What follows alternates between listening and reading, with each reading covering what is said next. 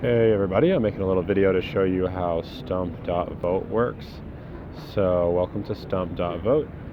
And this is just a little orientation. Here we are prototyping our app with the Boulder City Council election. Here are all the candidates. So at the top also you'll see we have initiatives that are on the ballot this fall in Colorado. And specifically in Boulder. So Boulder has 3 ballot initiatives. The state of Colorado has 2. And then also my guide is at the top, which is where you can create and share the things that you are choosing to vote for if you choose. So let's take a look at elections first. At the top we see view issues. We can click on that to see some of the issues that are in the Boulder City Council election. If we select a category, you can see all the different kind of tags. We can click on zoning and see what kind of data is in the zoning field. No policies here yet, but we do have a question about fixed income zoning and ADUs. So we have different answers from different candidates. So I can read and compare their answers and their stances on this issue. That's zoning, or that's the issues view. Then if I want to click on an individual candidate, it will load the profile page. At the top here I can see that I can add data or add this candidate to my guide.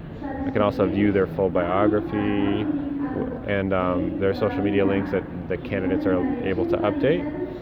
And then here we have the candidate data. We have basic information and we have records. So under basic information we can see their platform, which is aggregation of their policy proposals but also their question and answer. So here's Mark's question and answer for an issue about, it's not tagged right now, but this is about Boulder City Council election. I can also see the endorsements. I don't see any endorsements from Mark yet because we've just launched, but I can write a public endorsement. So I can endorse Mark if he was my candidate, but I don't need to do that. I can also look at the records. We don't have any donor history yet, but we're working on that. Personal history or voting record and press. So we're still working on filling in this data. But then if I add Mark to my guide, save to my guide, I can visit my guide and I can see that Mark is in my guide. So I'm reminded to vote for him, and I can share this if I want to tell my friends who I'm voting for. Similarly with initiatives,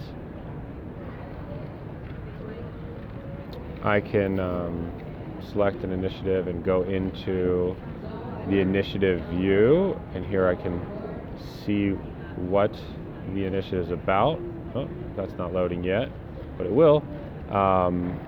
I can add these to my guide. I can select an issue and I can see arguments. There's no arguments here yet, but I can write an argument.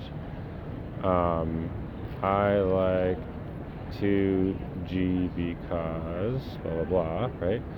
And then I can post that, and then I'll post here. So we can have a discussion. If I decide, I can add that position to my guide. I can ask a question like, what are the impacts, right? Stuff like that, and then other people can answer. I can see who are the donors, and if there's any press. I can also add press. So yeah, that is the initiative view. Let's say I go yes for 2G, then that will show up on my ballot guide right here.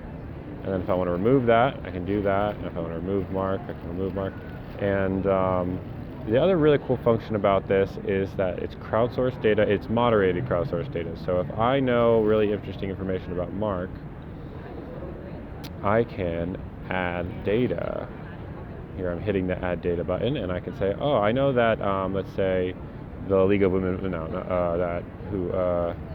some organization endorsed him. So I'll say the name of the organization, and then I can write this in and then submit it.